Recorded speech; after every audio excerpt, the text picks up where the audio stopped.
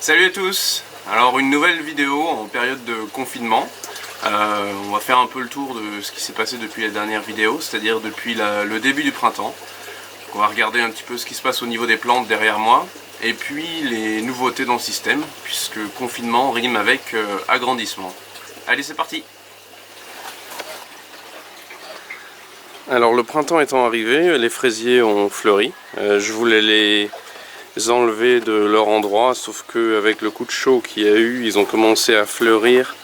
Et même par endroits, on peut le voir ici, on est au stade de la formation du fruit. Donc ce que je vais faire, c'est que je vais les laisser faire des fruits et après je les déplacerai. De la même manière, j'avais fait du ménage, j'avais enlevé toutes les plantes qui étaient mortes et les rejets que je ne souhaitais pas. Et j'en avais planté quelques-uns que je souhaitais garder dans ce bac de culture ici. Je suis assez agréablement surpris puisqu'on peut voir ici qu'ils ont commencé à fleurir. Donc je vais peut-être attendre avant de les bouger, qu'ils donnent des fruits. Et puis après on verra, je pense que je vais faire un système de gouttières pour pouvoir les mettre, les intégrer, mais dans le système de manière à ce qu'ils ne prennent pas autant de place. Au niveau du pêcher, ça se développe bien aussi. Dans ma dernière vidéo, je montrais les fleurs qui étaient apparues.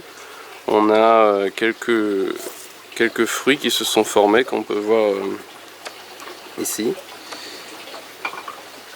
Voilà, j'ai plusieurs fleurs qui ont l'air d'avoir donné quelque chose.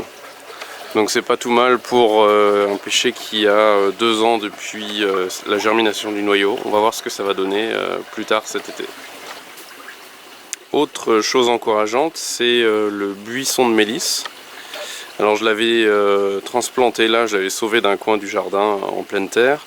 Et puis j'avais voulu voir ce que ça donnait dans les bacs d'aquaponie. Depuis que l'hiver est terminé, il est en train de grandir à une vitesse assez phénoménale. Il nous fait de très belles feuilles comme on peut le voir ici, et très parfumé. C'est très sympa d'être autour quand il y a une brise comme ça qui souffle. Ça envoie une odeur délicate de mélisse un peu partout. Alors l'avantage, l'intérêt de cette plante, c'est pour ses propriétés médicinales qui sont relaxantes et calmantes. Et puis pour faire des petites tisanes parfumées, c'est sympa aussi. Un autre aspect, c'est que quand on regarde les conditions de culture, on voit que c'est une plante qui a besoin de mi-ombre, donc là c'est nickel. Beaucoup d'eau, donc c'est très bien pour l'aquaponie, et un sol bien drainé, donc tout ce qu'il faut dans le bac de culture dans lequel elle est. C'est en partie pour ça que ça se développe aussi bien. Et ce qui est très intéressant, c'est que les propriétés intéressantes de cette plante, ça réside dans les molécules actives qui sont dans les feuilles. Donc pour l'aquaponie, c'est nickel comme plante. Autre plante aromatique qui se développe bien, c'est la marjolaine qui est ici. Alors vous pouvez voir une espèce de pot en plastique en dessous. En fait, ce que j'ai fait, c'est que j'ai pris un pot et j'ai coupé le fond pour éviter que que les tiges soient en contact direct avec le substrat, parce que sinon elles envoient des racines et ça devient envahissant. Donc en le relevant un petit peu comme ça permet à la touffe de se développer un peu plus en hauteur, sans prendre trop d'espace dans les graviers, puisque l'espace de culture est le facteur limitant dans ce type de bac. À côté, j'ai mis du persil. On va voir ce que ça donne cette année. Je l'ai transplanté il y a 2 jours, donc on va voir, il a l'air de s'être assez bien remis du choc. Alors le gros changement dans l'organisation du système, c'est l'apparition de ces 2 bacs. Avant ils étaient juste là en attente, mais on va dire faute ou grâce à la période de confinement, j'ai accéléré les choses et je les ai préparés. Donc là on a une arrivée d'eau qui va se faire par en face. C'est décalé par rapport au bout, parce que je vais mettre 2 bacs de culture faits en demi-bidon comme ça pour venir jusqu'ici, de manière à ce que ça fasse un espèce de U. Et alors ces bacs, ils ont été faits avec un IBC coupé en 2. Et puis après là, ce que j'ai fait, c'est que j'ai percé dans le côté pour mettre des boulons, de manière à avoir des renforts sur les côtés pour éviter que ça gondole et que ça ça se déforme complètement sous le poids de l'eau, la pression de l'eau et du gravier. Donc là on va avoir deux bacs qui permettent de doubler la surface de culture, puisque la surface d'un de ces bacs est équivalente à 4 bacs en plastique noir là-bas. Alors au bout de ces bacs, ce que j'ai fait, c'est que j'ai mis en bout de ligne l'ancien bac à poissons que j'avais dans mon système précédent, qui est un bidon de 200 litres sur lequel j'ai coupé le haut. Donc l'idée c'est de recevoir l'eau ici, de servir de bac tampon.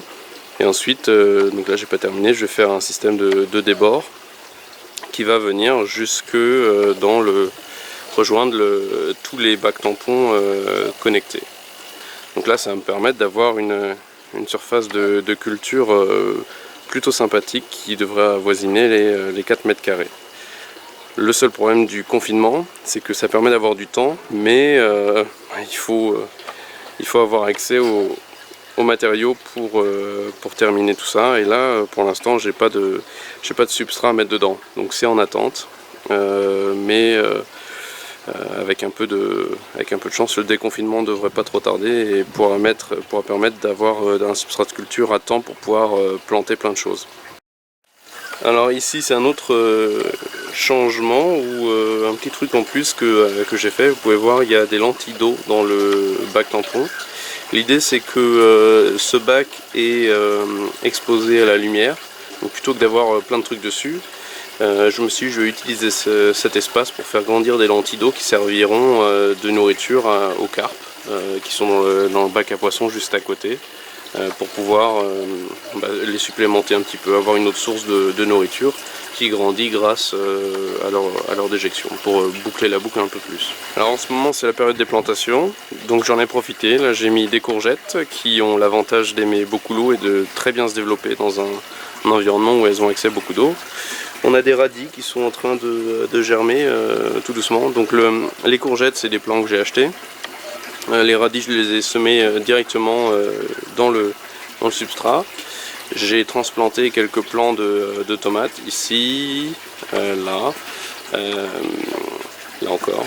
Il y a encore un autre plant de courgettes qui se développe bien.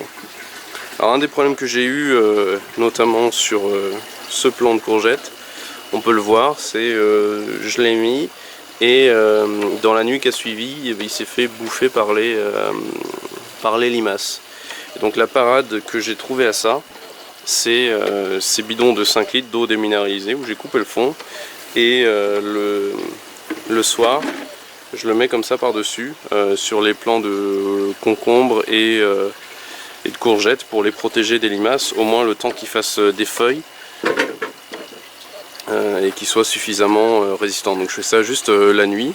Ça a permis de sauver celui-là parce que sinon il se serait fait dévorer complètement en l'espace de 2 nuits. Et puis celui-là, on peut le voir, il n'est pas du tout attaqué. Alors, voilà, je parlais des concombres. Donc voilà un plant, il y en aura un deuxième que je vais planter au pied du pêcher, en espérant utiliser le pêcher comme tuteur pour le faire grandir. J'avais essayé ça il y a 2 ans et ça avait super bien marché. Le seul plant de concombre que j'avais avait grandi énormément. Et il faut savoir qu'un plant de concombre, quand on est à maturité et qu'il fait des fruits, il va consommer à peu près 2 litres d'eau par jour. Un autre changement qu'il y a eu, c'est l'apparition de cette connexion entre les deux bacs du filtre.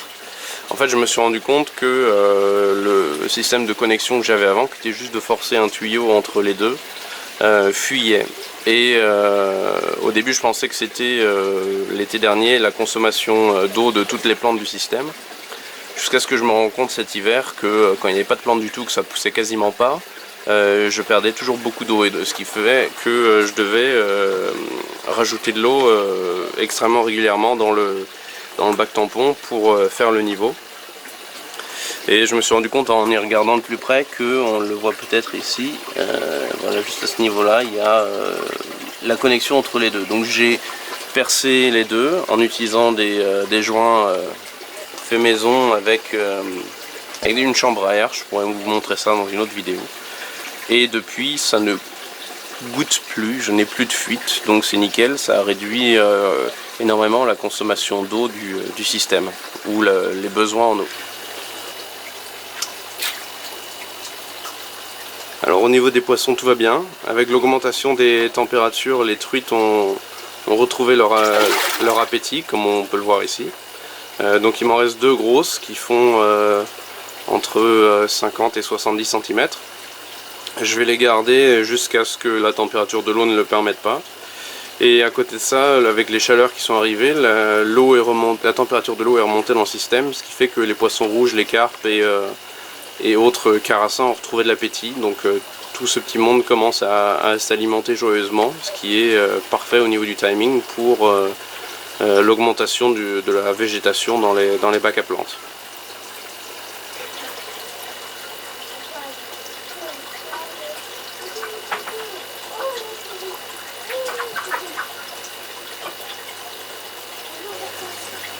Alors voilà pour ce petit tour rapide du système et de ses dernières nouveautés ou modifications. Donc maintenant ce qui me reste à faire, c'est d'accélérer les semences, c'est-à-dire j'ai quelques graines qui me restent qui sont pas forcément de toute première jeunesse. Donc là en ce moment ce que je suis en train de faire, c'est d'essayer d'en faire germer plein pour voir ce qui est toujours bon et ce qui ne l'est pas, en espérant pouvoir en mettre plein et compenser la limitation de la disponibilité liée au confinement. À côté de ça, l'idée c'est d'en planter plein dans le système dans les semaines qui viennent de manière à pouvoir augmenter la production. Les limitations, ça va être de finir de brancher les 2 nouveaux bacs de culture et de les remplir avec des substrats, et puis de finir de raccorder tout ça ensemble de manière à ce que tout puisse tourner en circuit fermé et être hyper productif. Voilà, j'espère que cette vidéo vous a plu. N'hésitez pas à vous abonner en bas, à mettre un like si cette vidéo vous plaît, à laisser un commentaire si vous avez des questions ou des suggestions d'amélioration. Et puis à très bientôt pour une nouvelle vidéo. Allez, salut!